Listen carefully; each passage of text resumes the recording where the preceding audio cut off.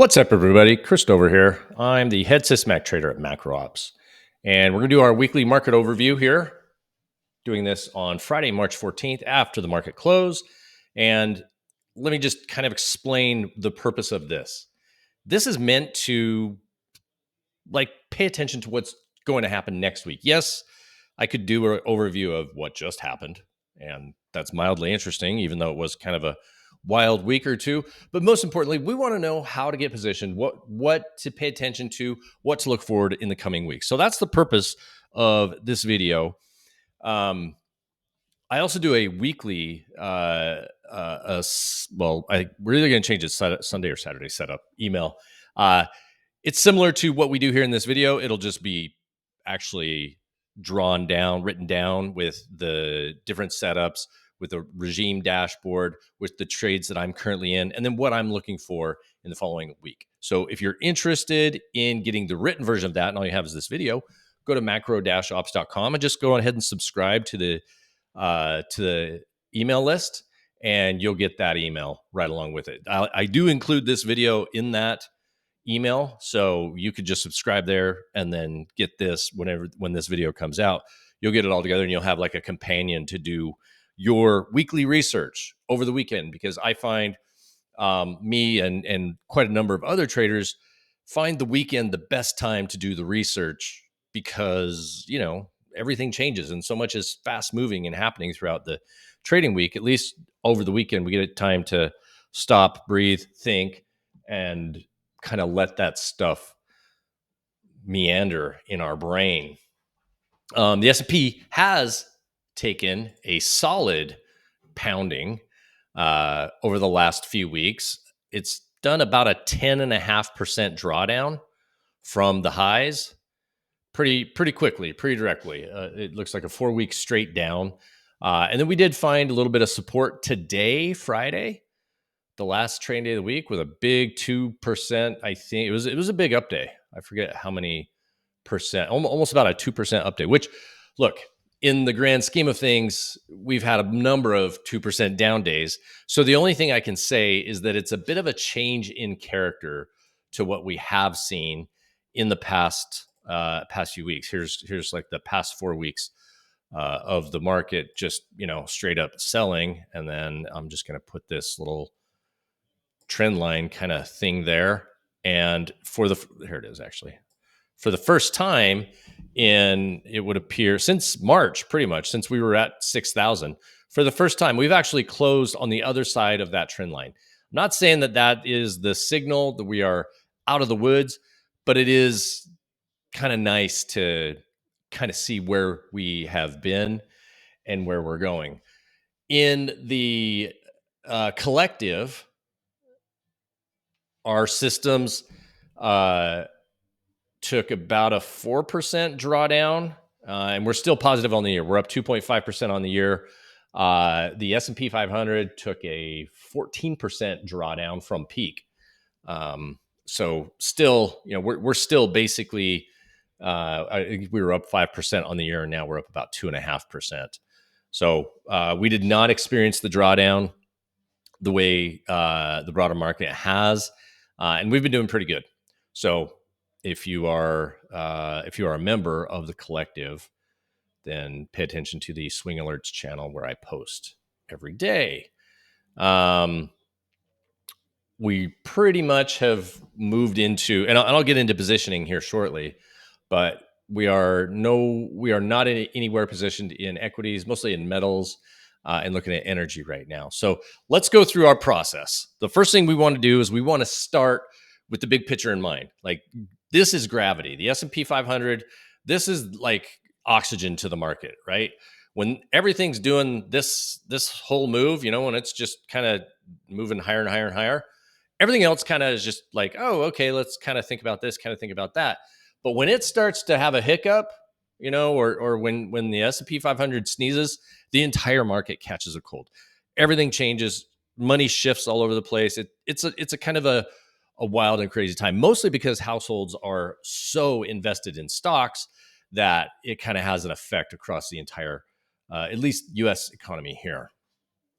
So looking at this, and I covered this last week too, on the chart here, this is a 1 week chart of the S&P 500. Okay. On the bottom, a lot of people ask me how I set this up. It's not an indicator on the S&P 500. It's a separate look. It's a separate window. So like you add another symbol in here and it's that. So I add the symbol ADV, Alpha Delta Victor. Okay. That's what this chart is down here. And so this is what it actually looks like. Okay. This is the advancing issues for the New York Stock Exchange. Okay. Occasionally we get to periods where we get extremes. Now, I can't see anything on this chart. Like this doesn't really do anything for me. But what I like to do is I'll put a 10 period simple moving average. So this is a 10-week simple moving average over that. And then I just hide this. Okay. So now I'm looking at the 10-week simple moving average. It's not an indicator that it's of the S&P 500. It is an indicator for the New York Stock Exchange advancing issues. Okay. So hopefully that I actually got quite a few messages asking me how to do that one. So in the comments and emails and DMs on Twitter and just everywhere. So that's how I do it. What I like to see is whenever this thing gets down, when that 10-week average gets below 1200, it has been a pivotal moment in the markets. It has basically been one of the biggest buying opportunities. That would have been in December of 2018 when it got near it. That would have been in March of 2020. Then all the way into the end of the bear market. This actually marked the bottom of the bear market in 2022, much like it marked the bottom of the bear market in March 2020, much like it marked the bottom of the 2018 bear market. Okay. This is the first time that it has actually gotten below that other level. This is a buy level, by the way. I see it and I'm like, oh, this is where I want to, like, if things line up, I dip. But when it gets all the way down here, we enter crash mode. Okay. And so I expect crash type or like major correction type things happening. And, we had a 10.5% decline here. So, maybe that was it. I don't know. At the moment, additionally, I have a 50 and a 60 period simple moving average. That's what these are, 50 and 60. That's what these are over here. And we have had periods where we've closed below the 50 period moving average and immediately reversed higher. So that would have been October 2023. We immediately rallied basically until about now. So getting, out of a bear market is when this crosses over, generally speaking, as far as I'm, we started getting long over here because of this reason. But the real signal, the signal that said everything was all clear was in 2023, the spring of 2023, and then we went through a bit of a drawdown and stuff. But you can see that it likes to hold those 50-week moving averages. If they hold, they lead to good things. If they don't hold, they lead to bad things. So if we're looking at like a 2018 time period analog, we're right here. Who knows if it's going to continue lower or not. But all I can say is the likelihood that we are pretty done with the selling, given this simple moving average, is pretty good. Okay, so I'm gonna kind of leave it there.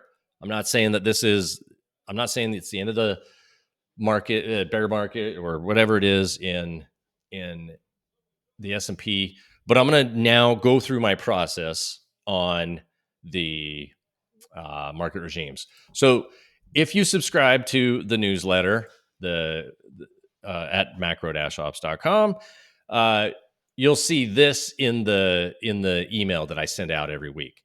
And it's the asset that I'm trading, the market regime that it's in, and then what strategy I should be trading in that environment.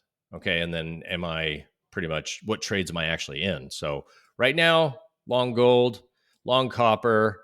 I have an entry in on RBOB on gas, and then Bitcoin. Okay. So we just got long Bitcoin, just got long copper. We've been long gold. We took some profits on the euro. We took some profits on 10-year. So going into Monday or Sunday, whatever it is, the next open, this is the positioning I'm currently in. Okay. And this is the dashboard. So what we're going to do is we're going to go through right now and take a look at all of the markets that I cover, that I trade. We're going to go through them all. I've already updated my dashboard, so we don't need to do any more there. But I'm also going to like break down how I'm like looking at this stuff and how I'm going to be employing it based on the market regimes. So what I want to see, so I have the Russell. This is indices across the top: Russell, S&P. I got mid caps here. I've got NASDAQ on the end. Okay. And I have a video coming out next week about the SQN indicator, which is this thing across the bottom. It's the SQN indicator. You can get it at TradingView. Just search SQN. It'll say Christie Fallible in there, and you can just download that one. That's the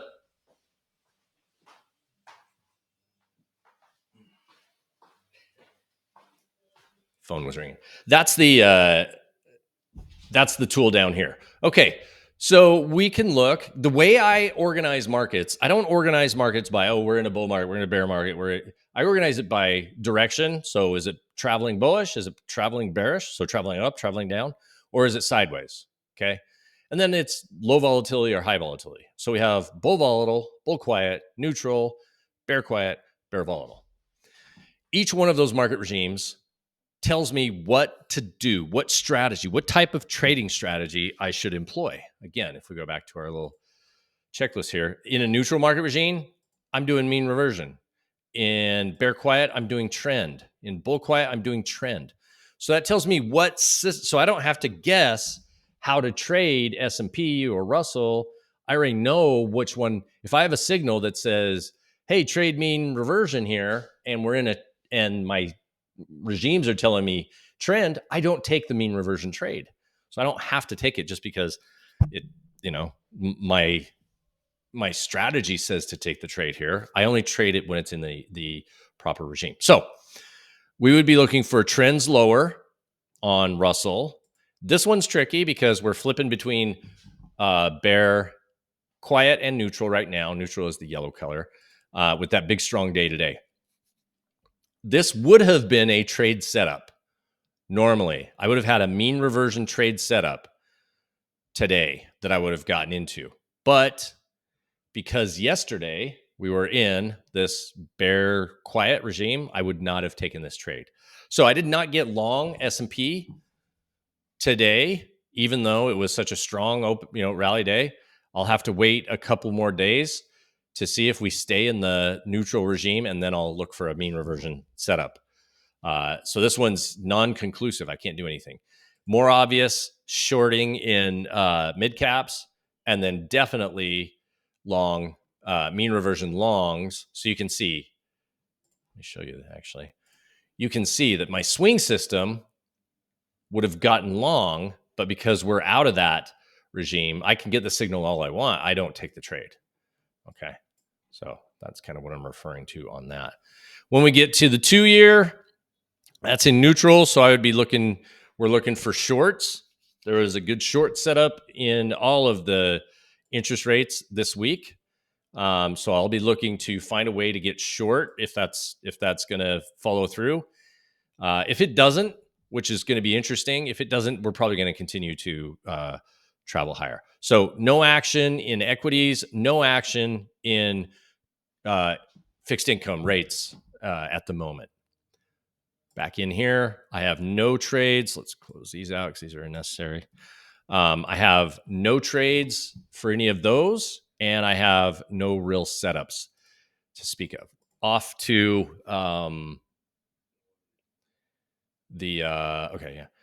Off to, let's take a look. We got metals. I am currently long gold.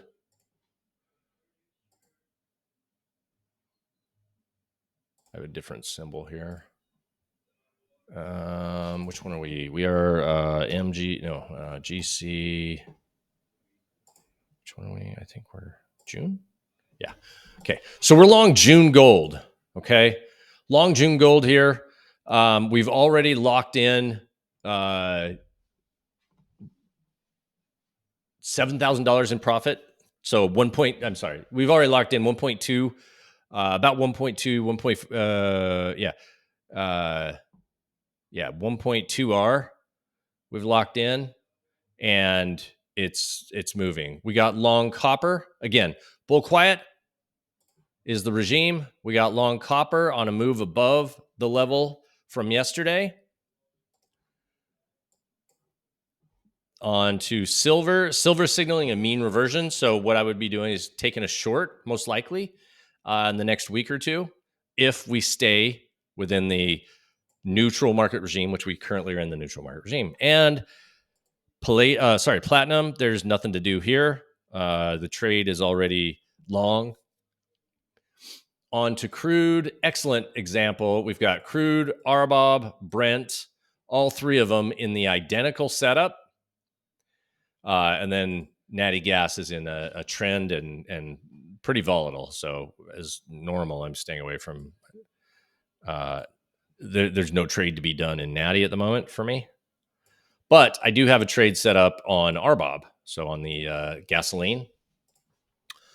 So I'll be looking to. I got an order in to buy above Thursday's high. I will be adjusting that to go long on a move above Friday's high, and then that'll be a mean reversion trade up to approximately 2.32. So that's the only trade. We have energy and we have metals are basically two places of focus for me this week. Not again back to equities. I don't really have equities. The big ones that everybody is so focused on, we're not messing with right now so much because it's not really there's nothing really available for it. Onto ags. Corn is bull quiet in a trend. This was a nice setup. I would say looking to get long on corn next week.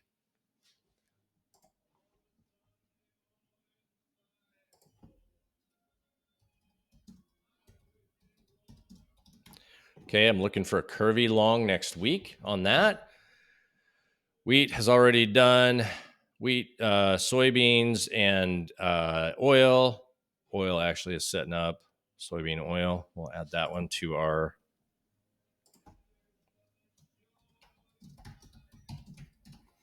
Okay. Currently got long Bitcoin. I actually went long Bitcoin spot on Coinbase because it allowed me to use better position size than the futures contracts. There is also a curvy potential long on Ethereum futures, but I pretty much decided that I'm just going to stick with Bitcoin on the on that until we get something else. So that's a separate switch there. Live cattle had a signal long. That would be a buy stop above today's high. And feeder cattle, same sort of thing, is going to have. So let's add cattle to our watch list. Beast, long. Okay, so my strategies. So if I'm trading mean reversion, I trade the curvy strategy, the curvy system. Macro-ops.com/curvy. I'll put the link to these strategies, these systems in the notes if you're interested in trading these systems. These are the systems we trade live in the collective every day. Okay, and we've got our softs. So sugar has put in a good run. It was when this trade set up, it was in a bear quiet, so there was no. It has mean reverted, but I didn't have a environment to take the mean reversion trade. So this was a no trade. Cocoa, coffee, nothing interesting on those. Cotton, huge bottom reversal. So I would be looking to see if we could get another setup here. We might have actually bottomed on cotton. Typically, when we get that dark crimson color, that's a major bottom, but sometimes it just keeps going and going and going. So But this is a trade we would be looking. Lumber, Bitcoin, Ethereum. Let me, I don't understand why I don't have my total market sales. Let me open the currencies. Here we are. I didn't have currencies loaded. So we recently got long on Euro and we just exited. There was the contract flip too. So a little bit of confusion, but I am looking for a Euro short next week. So we actually have quite a bit going on. This is a great one. And then I'm not going to, in essence, I'm going long the dollar. So I just need to choose the right one. It's either going to be the euro or the pound for me, because they're the only two in the neutral regime. Everything else is in bear. So in fact, that could be a better reason to take the franc too. So actually, let me add franc to my look.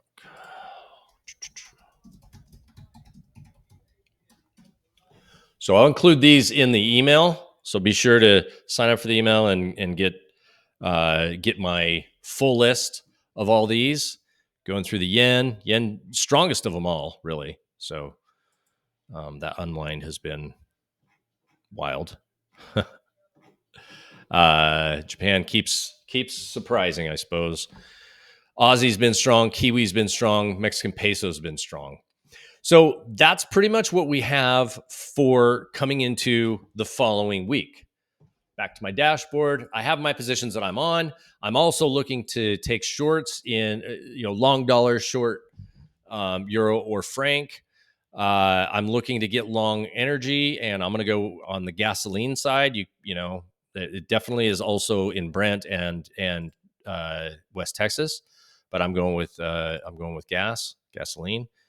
Also, curvy long on corn, soybean, feeder cattle, live cattle, Bitcoin, a lot going on there. And then, of course, we got to follow through to see what happens after this big, capitulative reversal with the advancing issues in the bottom range. Okay. So that's pretty much where we left it. Again, running the two strategies. Let me see if I can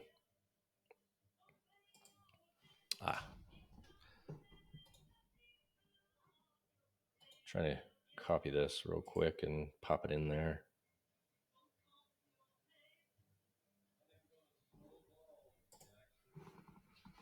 There it is. Okay, so earlier this week I updated the collective. Currently, and this was earlier the week, we were at about almost break even on the month or on the year. So this was me saying, "Oh no, we're almost out of profit," and we're currently up like 2.5%. So we've been shot up 2% in about 2 days there. We were at a peak of 5%. Our total drawdown at this point in time, earlier this week, was 4.4%.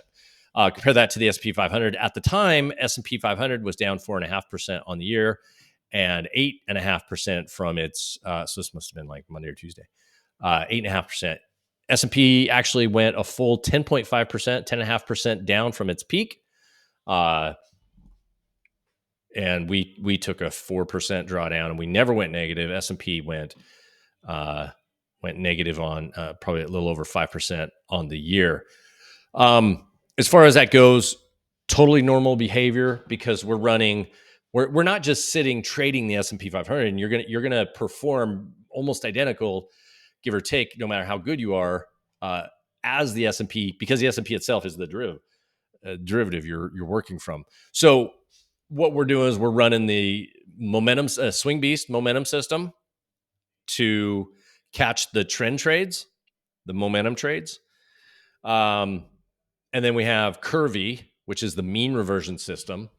And in essence, you have two strategies combined. You've got a trending system for when the markets are trending 30% of the time. And then you have a mean reversion system for when markets mean revert, which happens about 70% of the time. I do also use the crypto system in this as well, and you that's what we're actually that's what I'm using on gold. So it's had us in gold since 2800. So all the systems are excellent and something that I've been trading for years. Again, I'm going to put the link in the notes to the video here. So in the comment section, you go and click on that and come check them out. And outside of that, that's it for the weekly market overview. Have a good trading week. Reach out, ask questions if you have any. Feel free to like and subscribe, especially if you've made it this far. You definitely deserve to like this thing. Subscribe to the channel, and I'll catch you guys next week.